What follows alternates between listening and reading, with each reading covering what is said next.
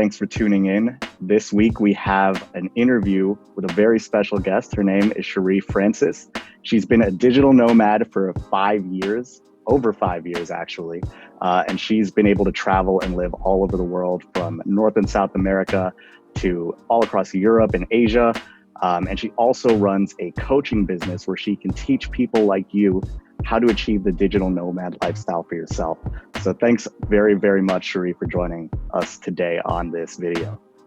Yay! Thank you so much for having me. I'm super excited about this because this life truly is accessible for everyone, and this is why I created this business, to help more people live this life.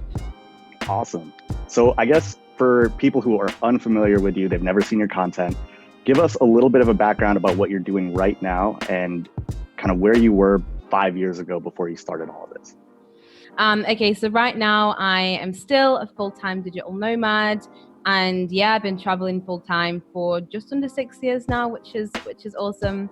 And at the moment, I'm actually coaching and training millennial women to become virtual assistants so that they can actually make money and travel.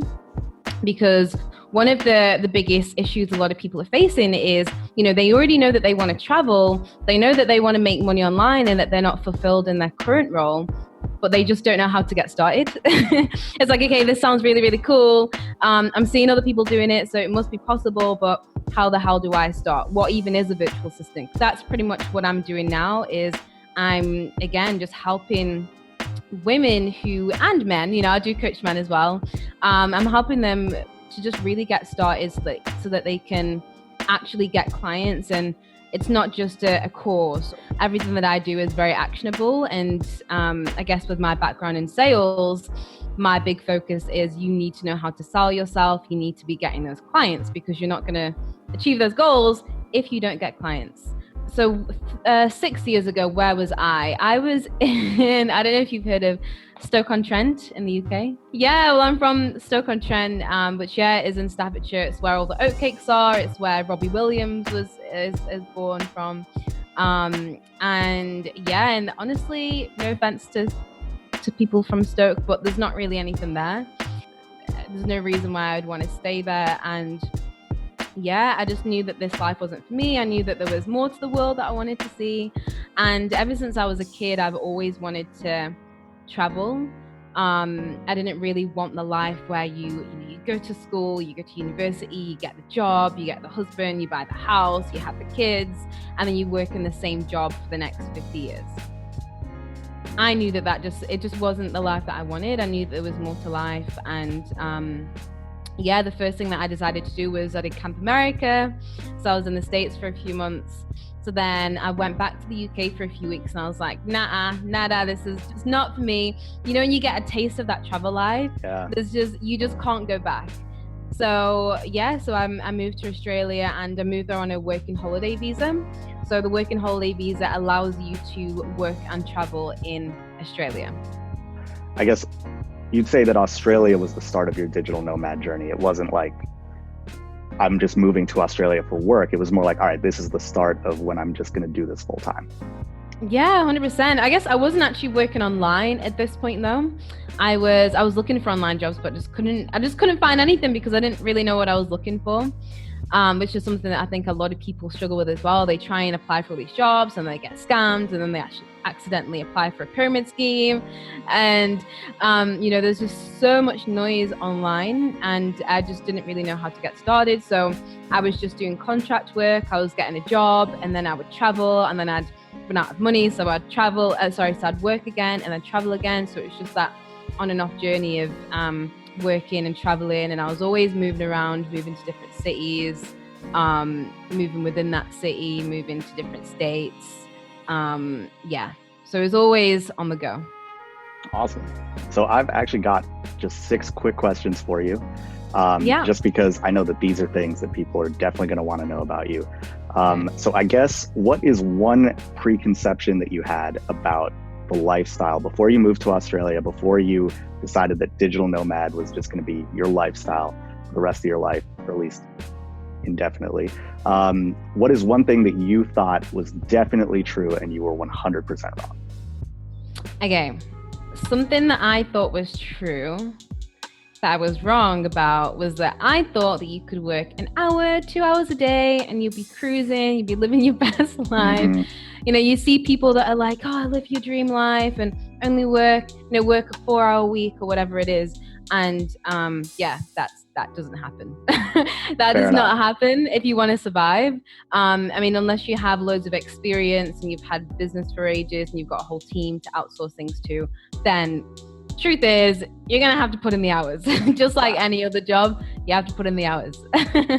What was the hardest part about the transition? Of course, you seem like you really went just right into it. Just right from the jump, you just sort of jumped into this. But was there a hard transition that you had to make? Were there any challenges in the beginning that people should know about? The transition, the toughest part for me was going from freelancing to being a coach. For me, that was the hardest transition. Because when you're freelancing, say if you're doing VA, you're freelancing your services out as a virtual assistant, or I was doing both a bit of VA work and my background is sales. So it's completely different because you have to fully just build this whole business from scratch. You have to find all of your clients or your students. When you're an entrepreneur, you don't know when that next paycheck is going to come. But with COVID-19, I guess how is the community sort of dealing with all of it? How is everybody sort of staying connected? I was wondering if that had affected you in any way. So in Bali, there's so many networking events. You literally just turn up to maybe like a hostel or a co-working space, and there's a whole calendar on networking events, on workshops. Everyone knows each other. So if you just meet that one person, they're going to say, oh my God, there's an event happening tonight at 7:00 at Dojo. So you're like, okay, awesome, I'm going to go. How that's changed since COVID. I do have a few friends who did have networking events and conferences, things like that in Bali. And I know that they did take a little bit of a hit, but what they did was they just utilized technology and they decided to do it virtually instead. We can leverage technology. It doesn't have to be in person. If you can't do it in person, if it's impossible, you don't need to close your whole business down. But we've got to do what we got to do, right? In terms of the atmosphere in Bali, I can't really tell you from a first-hand experience because I haven't been there almost a year. So it's pretty much gone back to the old Bali prior tourism. So it's very quiet at the moment. I think it's booming up a little bit more right now just because more people are going back on the business visa. What is your favorite location that you've actually lived in? Not necessarily traveled to, but, sat down for, 6 weeks, maybe more? How long do you usually stay in a country actually when you're like living there as a base? Yeah, so I'm a long-term traveler. Because when you're backpacking is obviously different than being a digital nomad. Because when you're a backpacker, you go into different locations, every 3 days or whatever. Yeah. So I'm a long-term traveler, so I tend to stay in places like I've been in Mexico for 4 months so far. I was in Colombia before this for 6 months. I was in Bali for like 2 years. I have to say Bali because Bali just has like the energy. Have you been to Bali? It's really hard to describe the feeling, but as soon as you like land, there's just an energy.